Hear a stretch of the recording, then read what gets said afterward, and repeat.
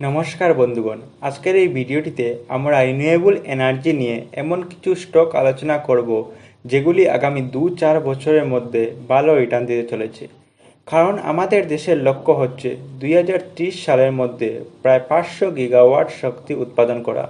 তাছাড়া বর্তমানেও এই কোম্পানিগুলোতে একটা ভালো রিটার্ন দেখা যাচ্ছে। আমরা যদি এই কোম্পানিগুলোতে আগামী 5 বছর বা 3-4 বছরই টিকে থাকতে পারি, তাহলে এখান থেকে কিন্তু একটা ভালো রিটার্ন আসার সম্ভাবনা রয়েছে। কারণ এর আগেও মানুষ এই সেক্টর থেকে অনেক ভালো রিটার্ন আদায় করেছে। তাহলে চলুন এক এক করে সব স্টকগুলি দেখে নিই, কিন্তু তার আগে একটি রিকোয়েস্ট থাকবে যে ভিডিওটি অবশ্যই শেষ পর্যন্ত দেখুন। কারণ আমি প্রত্যেকটি স্টকের ফান্ডামেন্টাল অ্যানালাইসিস করেই তারপরেই আপনাদেরকে বলবো। তো এই সেক্টরে যে প্রথম স্টকটি রয়েছে সেই স্টকটি হলো আইআরইডিএ। এই স্টকটি মূলত এনার্জি, সোলার এনার্জি এবং অন্যান্য সব ফাইন্যান্স সার্ভিস এবং ডেভেলপমেন্টের জন্য কাজ করে। সব থেকে বড় কথা হলো যে এই স্টকটি লিস্টেডই হওয়ার মাত্র 6-7 মাস হয়েছে, আর অল্প দিনের মধ্যেই এই কোম্পানিটি কিন্তু ইনভেস্টারদের ভালো রিটার্ন দিতে সক্ষম হয়েছে। তাছাড়া এই কোম্পানিটির লোন সেকশন অ্যামাউন্টও 37,000 কোটিরও বেশি। তাছাড়া গভর্নমেন্টের এতে ভালো সাপোর্ট রয়েছে। বর্তমানে এই স্টকটি প্রায় 180 টাকার কাছাকাছি ট্রেড করছে। আর সব থেকে বড় কথা হলো যে 4-5 মাসের মধ্যেই কিন্তু এই কোম্পানিটি 185% উপরে রিটার্ন দিয়েছে। এবার দেখে নিন ফান্ডামেন্টাল অ্যানালিসিস। দেখুন, মার্কেট ক্যাপ 48,000-এর উপরে।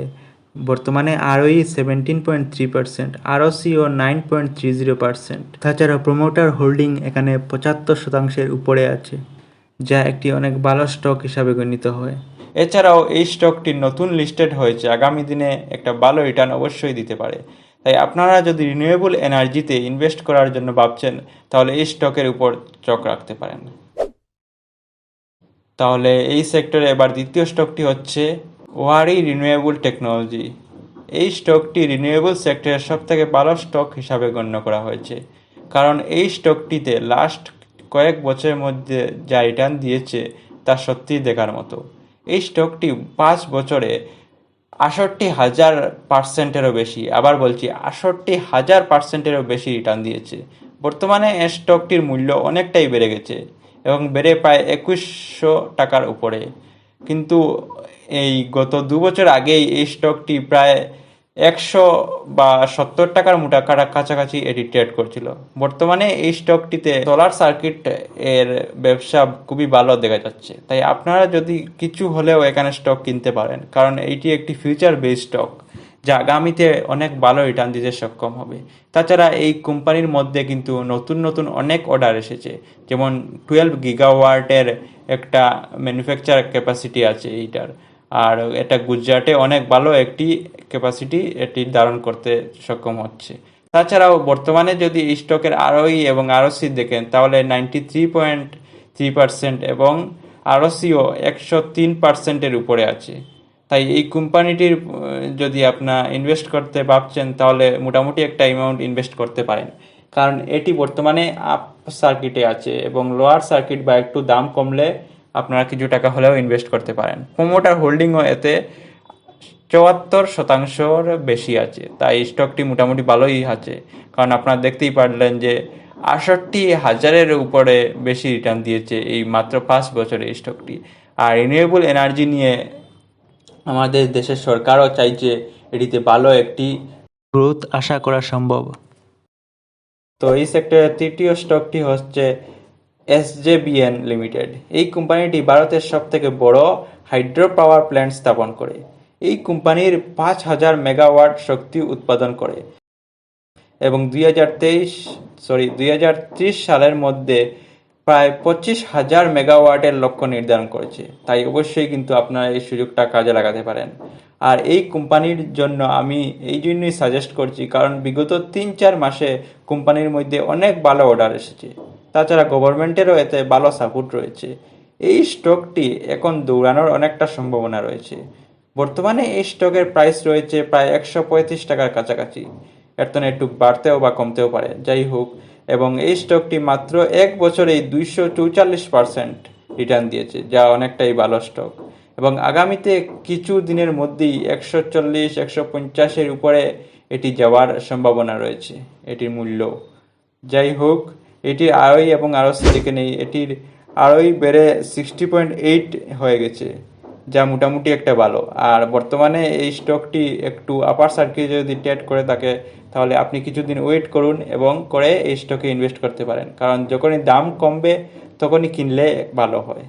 আর 17 কোটিরও বেশি প্রফিট এখান থেকে হয়েছে। যদি লাস্ট আপনারা এই অ্যানালিসিসটা দেখেন, 17 কোটিরও বেশি প্রফিট হয়েছে। প্রফিট বুকিংও বেড়ে 61 কোটি হয়েছে। তাই যাই হোক, কোম্পানিটি কিন্তু একটি ভালোই রিটার্ন দেওয়ার আগামীতে সম্ভাবনা রয়েছে। তাই আপনারা যদি রিনিউয়েবল এনার্জিতে ভাবছেন ইনভেস্ট করতে, তাহলে এটাও একটি ভালো স্টক আপনাদের সামনে আছে। চতুর্থ স্টকটি হচ্ছে কেপিআই গ্রিন এনার্জি লিমিটেড। এটিও একটি গ্রোয়িং এবং খুবই ভালো কোম্পানি। এই কোম্পানিটি সোলার এবং উইন্ড সোলার দুটোতেই কাজ করে, এবং এই কোম্পানি নতুন আপডেট আছে যে এই কোম্পানিটি নতুন করে আরও 20টি অর্ডার পেয়েছে। গত 4-5 বছরে ভালো রিটার্নও দিতে সক্ষম হয়েছে। বর্তমানে এই স্টকের দাম রয়েছে প্রায় 1830 টাকার কাছাকাছি। এই স্টকটি এখন আপে আছে। যখন ডাউন হবে বা কিছুটা হলেও ক্র্যাশ হবে, তখন আপনারা এতে ইনভেস্ট করতে পারেন। এখন অল্প বিনিয়োগ করাই ভালো, কারণ আগামীতে এই স্টকগুলি অনেক ভালো রিটার্ন দিবে, এবং আপনারা প্রফিট বুক করতে হলে যখন দাম কমবে তখনই কেনাটা অনেক ভালো। এটার পি রেশিও 67 হয়ে গেছে। তাছাড়াও আরওসি এবং আরওই দুটোই 20%-এর উপরে আছে। তাছাড়া ভবিষ্যৎ বেসড এই কোম্পানিটি আগামী দিনে ভালো রিটার্ন দেবে বলে আমার মনে হয়, যদিও এটি আপনাদের উপর নির্ভর করে। এটা আমার পার্সোনাল মতামত আপনাদের কাছে শেয়ার করছি। যাই হোক, আপনারা যদি রিনিউয়েবল এনার্জির মধ্যে এই স্টকটিও আগামী দিনে ভালো রিটার্ন দিতে পারে বলে আমার ধারণা, তো আপনারা একটু দাম কমলে অবশ্যই এটাতে ইনভেস্ট করতে পারেন। এবং সর্বশেষ যে পঞ্চম স্টকটি আমি আপনাদেরকে বলতে যাচ্ছি, সেটি হচ্ছে ইনাক্স উইন্ড লিমিটেড। এটিও একটি বায়ুবিদ্যুৎ প্রকল্প। আর আমাদের দেশের লক্ষ্যই হচ্ছে যে 2030 সালে, যেমনটা আমি আপনাদেরকে আগেই বলেছি, যে 500 গিগাওয়াট শক্তি উৎপাদন করা। তাই এই প্রত্যেকটি সেক্টরই কিন্তু এতে কিন্তু কাজ করবে বলে আমার মনে হয়। যাই হোক, এই স্টকটি কিন্তু উইন্ড টারবাইন এবং উইন্ড এনার্জি সলিউশনের উপর কাজ করে। বর্তমানে স্টকের দাম রয়েছে প্রায় 146 টাকার কাছাকাছি। তাছাড়া লিস্ট হওয়ার 5 বছরে যদি আপনি রিটার্ন দেখেন, প্রায় 700%-এর উপর রিটার্ন দিয়েছে। তাই এই কোম্পানিটির মার্কেট ক্যাপও 18,097 কোটির বেশি আছে, এবং আগামীতে এটি একটি ভালো রিনিউয়েবল এনার্জি হিসাবে গণ্য হতে পারে। তাই আপনারা যদি চাইছেন যে এই সমস্ত স্টকে ইনভেস্ট করতে, তাহলে অবশ্যই ইনভেস্ট করতে পারেন। তো এই ছিল আমার আজকের একটি ভিডিও, যেখানে আমি বললাম যে প্রত্যেকটি স্টকের বিষয়ে এবং ফান্ডামেন্টাল অ্যানালাইসিস করে দেখালাম। যাই হোক, আপনাদের যদি ভালো লেগে থাকে তাহলে অবশ্যই কমেন্টে জানাবেন, এবং দ্বিতীয় ভিডিওটি দেখার জন্য বা এর পরবর্তী ভিডিওগুলি দেখার জন্য চ্যানেলটি সাবস্ক্রাইব করে রাখবেন। ধন্যবাদ।